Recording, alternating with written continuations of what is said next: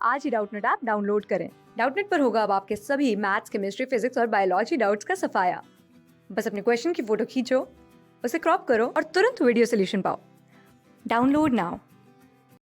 इस क्वेश्चन में हमसे पूछा गया है इन ट्राई एटॉमिक मॉलिक्यूल्स में से total number of planar molecules कितने होंगे जहाँ पे हाइब्रिडाइजेशन सेंट्रल एटम का जो होगा उसमें डी ऑर्बिटल्स का कंट्रीब्यूशन नहीं होगा। मतलब जो भी हाइब्रिडाइजेशन होगा उसमें डी ऑर्बिटल्स इन्वॉल्व नहीं होंगे। ऐसा स्ट्रक्चर इतने कितने मॉलिक्यूल्स होंगे यहाँ पे हमें आइडेंटिफाई करना है।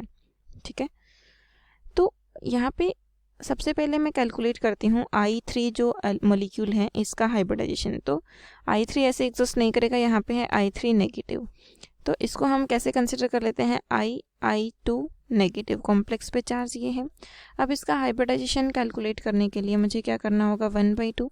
आयोडीन में वैलेंस इलेक्ट्रॉन कितना है 7, प्लस यूनिवैलेंट एटम कितने अटैच्ड हैं यहाँ पे 2, और माइनस चार्ज है तो इसको मैं क्या कर दूंगी +1।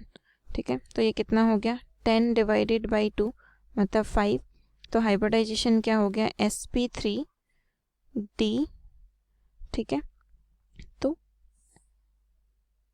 तो इस क्वेश्चन में जो हाइब्रिडाइजेशन आया हमारा वो है sp3d इस मॉलिक्यूल में। तो इसमें तो d ऑर्बिटल का कंट्रीब्यूशन हो गया, तो इसको हम कैलकुलेट नहीं करेंगे ऑप्शन में। ठीक है, इसके बाद अगर मैं कंसिडर करूँ यहाँ पे n3 नेगेटिव, तो n3 नेगेटिव की स्ट्रक्चर क्या होगी, n3 नेगेटिव की जो स्ट्रक्चर होगी वो इस तरीके से होगी n डबल बॉन्ड n। यहाँ पे इस नाइट्रोजन पे पॉजिटिव चार्ज है, इसकी रेजोनेटिंग स्ट्रक्चर अगर हम देखें तो यहाँ पे नेगेटिव चार्ज है। तो इसमें हर एक नाइट्रोजन एटम का हाइब्रिडाइजेशन क्या है sp हाइब्रिडाइजेशन है, और ये मॉलिक्यूल क्या है प्लेनर है। ओके, तो ये काउंट होगा हमारे ऑप्शन में। क्वेश्चन में जो पूछा था कि ट्राई एटॉमिक मॉलिक्यूल है जहाँ पे प्लेनर मॉलिक्यूल होना चाहिए और हाइब्रिडाइजेशन जो होगा उसमें डी ऑर्बिटल का कंट्रीब्यूशन नहीं होना चाहिए। तो ये हो गया हमारा नंबर 1। ठीक है, इसके बाद अगर मैं बात करती हूँ यहाँ पे XeF5 नेगेटिव, तो XeF5 नेगेटिव का हाइब्रिडाइजेशन क्या आएगा, कैलकुलेट करते हैं। ओवरऑल कॉम्प्लेक्स पे चार्ज कितना है -1, तो 1/2। जिनोन के वैलेंस इलेक्ट्रॉन कितने हो गए 8, यूनिवैलेंट एटम कितने हैं 5, माइनस चार्ज है तो इसको मैं प्लस करके लिखूंगी, तो ये कितना हो जाएगा 14 डिवाइडेड बाई 2 मतलब 7। ठीक है, अब 7 है तो हाइब्रिडाइजेशन क्या हो गया sp3d3, लेकिन इसमें तो डी ऑर्बिटल का कंट्रीब्यूशन हो गया तो ये कंसिडर नहीं होगा। इसके बाद नेक्स्ट जो कंपाउंड है वो है यहाँ पे NO2 पॉजिटिव। तो NO2 पॉजिटिव की स्ट्रक्चर किस तरीके से होगी, NO2 पॉजिटिव की स्ट्रक्चर होगी ये नाइट्रोजन, यहाँ पे double bond oxygen, double bond oxygen. ठीक है, नाइट्रोजन पे कौन सा चार्ज है पॉजिटिव।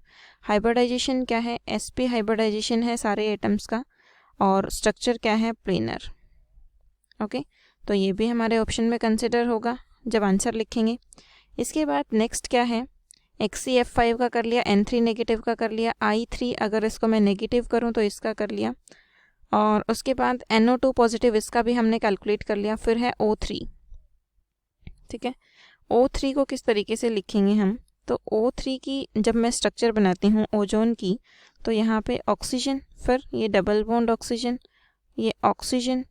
अब यहाँ पे ऑक्सीजन के पास क्या प्रेजेंट है, एक lone pair of electron present है। इस ऑक्सीजन के पास आएगा यहाँ पे नेगेटिव चार्ज। ठीक है, तो इसका हाइब्रिडाइजेशन क्या होगा, ओजोन में हाइब्रिडाइजेशन है हमारे पास sp2, और स्ट्रक्चर क्या है प्लेनर, क्योंकि लोन पेयर को तो हम काउंट नहीं करते। अब ये बाकी जो 3 मॉलिक्यूल हैं ये किस में है, प्लेन में है, और इसकी शेप की अगर हम बात करें तो क्या हो गया वी शेप या बेंट शेप। ठीक है, तो ये मॉलिक्यूल भी काउंट होगा नंबर 3। ठीक है, इसके बाद SCl2, तो SCl2 की अगर मैं स्ट्रक्चर बनाती हूँ SCl2, तो हाइब्रिडाइजेशन अगर मैं कैलकुलेट करती हूँ तो देखिए 1/2। वैलेंस इलेक्ट्रॉन सल्फर में कितने हो गए 6, क्लोरीन यूनिवैलेंट कितने हैं 2, 8 डिवाइडेड बाई 2 4। हाइब्रिडाइजेशन क्या आ गया sp3, लेकिन सल्फर के पास यहाँ पे क्या प्रेजेंट है 2 lone pair of electron present हैं। ये जो मॉलिक्यूल है sp3 हाइब्रिडाइज्ड, ये मॉलिक्यूल क्या हो गया, इसके जो दोनों लोन पेयर हैं वो आउट ऑफ द प्लेन हो गए, और ये जो स्ट्रक्चर है इसकी ये क्या हो गई प्लेनर।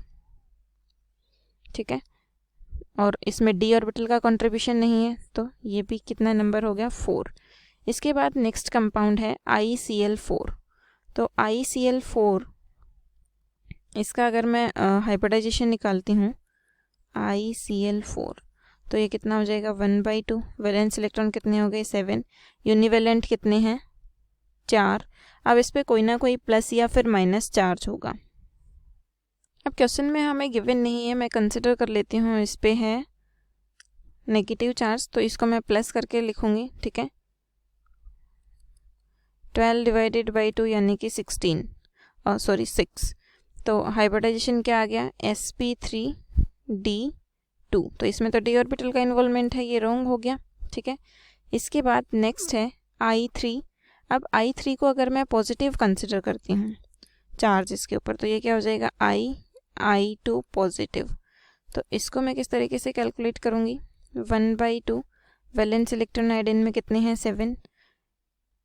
यूनिवेलेंट स्पीसीज कितनी है 2, प्लस 4 से इसको माइनस करके लिखूँगी, तो ये कितना हो गया 8 डिवाइडेड बाई 2 यानी कि 4। हाइब्रिडाइजेशन क्या हो गया sp3, ठीक है। sp3 हाइब्रिडाइजेशन हो गया।